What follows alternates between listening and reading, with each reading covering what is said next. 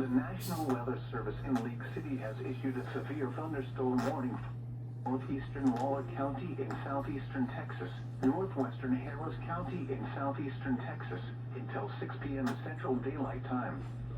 At 5:24 p.m. Central Daylight Time, a severe thunderstorm was located near Prairie View, moving east at 25 miles per hour. Hazard, 60 miles per hour wind gusts and quarter-size hail. Source, radar indicated. Impact, hail damage to vehicles is expected. Expect wind damage to roofs, siding, and trees. Locations impacted include Hempstead, Prairie View, Hockley, Waller, and Pine Island.